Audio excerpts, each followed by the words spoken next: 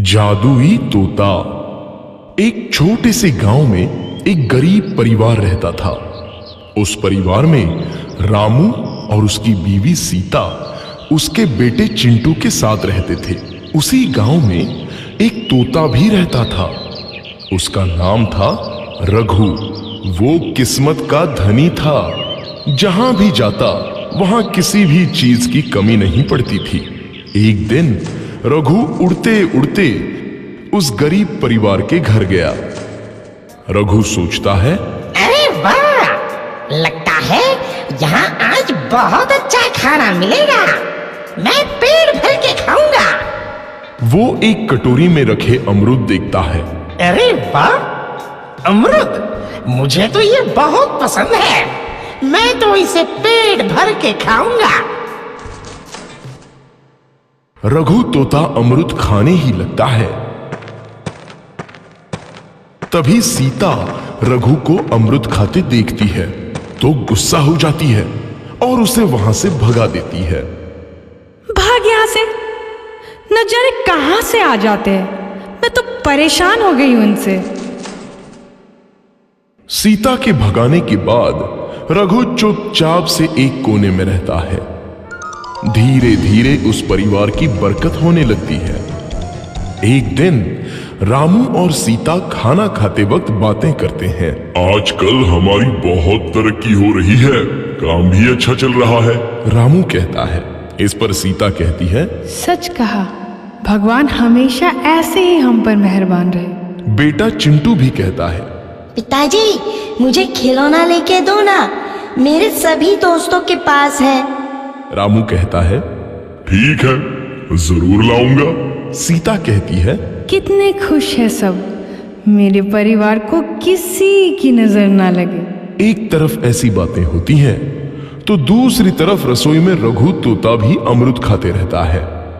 मजा आया, अमरूद खाया, मजा आया, अमरूद खाया, मजा आया। तभी सीता रसोई में आती है और रघु तोते को अमरूद खाते देख बहुत गुस्सा होती है। सीता रघु को बाहर निकालने के लिए पिंजरे में अमरूद रखती है। रघु जब अमरूद खाने लगता है तो पिंजरे का दरवाजा बंद हो जाता है और वो उसमें फंस जाता है। मुझे बाहर निकालो, मैं यहाँ फंस गया हूँ, मुझे बचाओ।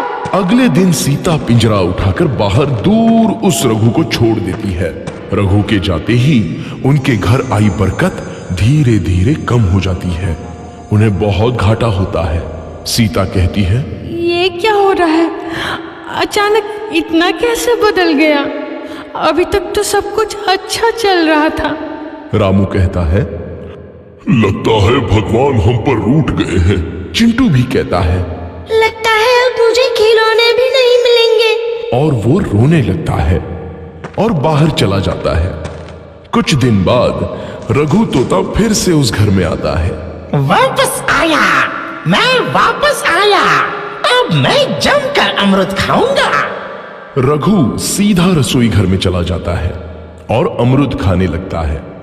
कुछ देर बाद सीता रसोई में आती है और रघु को देख कहती है, एक तो घर में पहले से इतनी दिक्कत चल रही है और ऊपर से ये तोता मुझे और परेशान कर रहा है। सीता रघु को वहां से भगा देती है। रघु उड़कर किसी कोने में छुप जाता है। कुछ दिन बाद धीरे धीरे उस घर की बरकत वापस आने लगती है। काम भी अच्छे से चलने लगता है। एक रात जब रघु तोता अमरूद खाने जाता है तो पिंजरे में फंस जाता है। ये लोग आखिर चाहते क्या हैं? एक तोते को शांति से अमरूद खाने क्यों नहीं देते? मैं कौन सा चोरी कर रहा हूँ? बस अमरूद ही तो खा रहा हूँ। तभी रामू वहां आता है और पिंजरे में रघु तोते को देख उसे बाहर छोड़ देता है। ये तोता भी कितना जिद्दी है, बार बार वापस आ जाता है। जैसे ही रामू रघु को छोड़ देता है, अगले दिन से फिर से उनके घर की बरकत जाने लगती है। काम में घाटा होता है। किसी को समझ नहीं आ रहा था कि ऐसा क्यों हो रहा है।